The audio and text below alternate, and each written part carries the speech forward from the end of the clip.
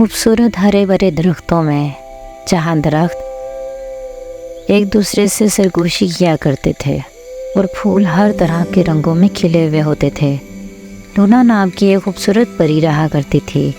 वो अपने नाजुक परों से सुबह के वक्त हर तरफ उड़ा करती थी और तमाम जानवर और पौधे और दरख्त उससे बहुत प्यार करते थे, क्योंकि लूना उन सब की मदद के लिए हमेशा तैयार रहती थी।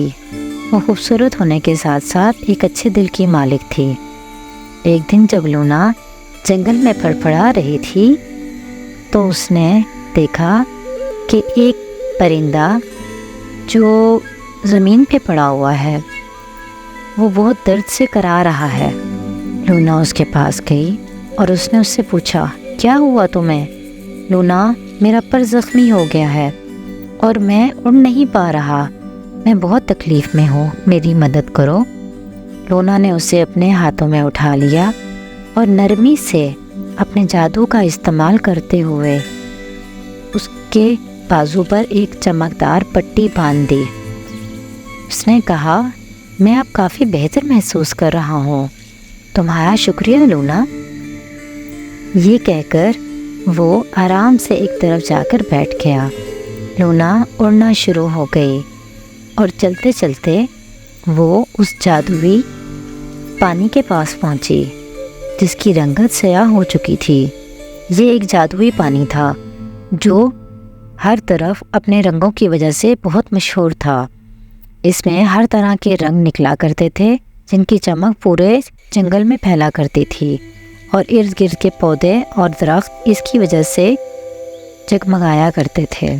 लेकिन इस वक्त वो सारे मुरझाए हुए थे और तमाम जानवर भी परेशान इस पानी के पास खड़े हुए थे। लूना ने उनसे पूछा, क्या हुआ?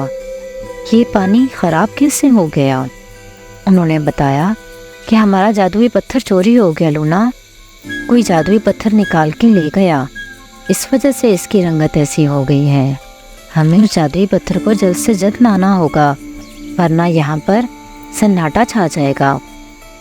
लूना खुद भी परेशान होगी, क्योंकि लूना जानती थी कि हो सकता है कि ये उस जादूगरनी का काम हो जो काले पहाड़ों में रहती है। इस जंगल से कुछ फासले पर काले पहाड़ थे जिसकी गार में एक जादूगरनी रहा करती थी, लेकिन वहाँ जाने की जुर्रत कोई नहीं करता था। लूना ने कहा, मैं कोशिश करूँगी कि मैं उस पत्थर को आपके लिए वापस ले आऊँ। और लूना ये कहकर वहाँ से उड़ गई। जैसे ही लूना काले पहाड़ों की तरफ गई, उस गार में से उसे चमक बाहर दिखाई दी। उसे पता चल गया कि वो ना हो यहाँ पर ही जादुई पत्थर मौजूद है। वो डरते हुए दिल से उस गार के अंदर दाखिल हो गई। जैसे ही वो उस गार में दाखिल हुई, उसने देखा सामने एक जादूगरनी बैठी है जिसके हाथ में वो जादुई पत्थर मौजूद है और वो उसके ऊपर कुछ पढ़ रही है।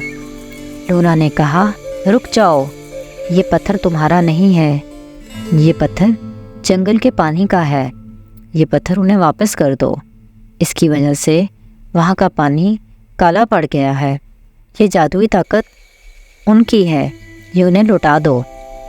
जादूगरनी बोली, नहीं, इस जादू की ताकत से मैं अपनी ताकत को और ज़्यादा बढ़ाऊंगी, मैं तुम्हें ये जादुई पत्थर कभी वापस नहीं करूंगी। लूना ने कहा, ये पत्थर सिर्फ पानी के अंदर अपनी ताकत को रख सकता है, जैसे ही ये उस पानी में से निकलेगा इसकी ताकत आहिस्ता आहिस्ता ख़त्म होना शुरू हो जाएगी, तुम्हें इसका कोई फ़ायदा नहीं है, तुम ये पत्थर मुझे वापस कर दो, चली जाओ लूना यहाँ से, वरना मैं तुम्हें जला के खाक कर दूँगी। ये बोलते ही जादूगरनी गुस्से में आ गई और उसने अपने जादुई छड़ी से आग का वार लूना के ऊपर किया। लूना अपनी जान बचाने के लिए यहाँ से वहाँ उड़ने लगी और लूना ने उससे कहा, देखो, मैं तुमसे आखिरी बार कह रही हूँ कि वो जादुई पत्थर मुझे वापस कर दो, वरना मुझे मजबूरन तुम्हारे साथ लड़ना पड़ेगा। नहीं वापस करूँगी मैं तुम्हें, तुम चली जाओ यहाँ से। ये जादूगरनी बोलकर उसके ऊपर वार पे वार करना शुरू हो गई। लूना ने अपनी जादुई छड़ी का इस्तेमाल किया और लूना ने भी उस पर पलट के वार किया। और जैसे ही लूना ने अपनी जादुई छड़ी का इस्तेमाल किया, वो जादूगरनी को सीधा दिल पे लगा اور جادوگرنی وہاں پر جھلس گئی۔ لونا نے وہ پتھر اٹھایا اور اس غار میں سے باہر نکل آئی اور لا کر وہ پتھر واپس جنگل کے دریا میں پھینک دیا۔ جیسے ہی اس نے اس پانی میں اس پتھر کو پھینکا، اس پانی کے رنگ واپس آ گئے اور تمام طرف چمک ہی چمک ہو گئی اور ہر طرف روشنی پھیلنا شروع ہو گئی، رنگ ہی رنگ بکھرنا شروع ہو گئے۔ تمام پودے اور درخت ہرے بھرے ہو گئے اور تمام جانور خوش ہو گئے۔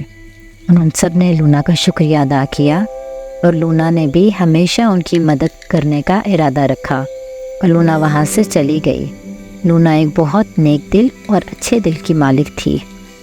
وہ ہمیشہ دوسروں کی مدد کے لیے تیار رہتی تھی اور تمام جانور اس سے بہت پیار کرتے تھے۔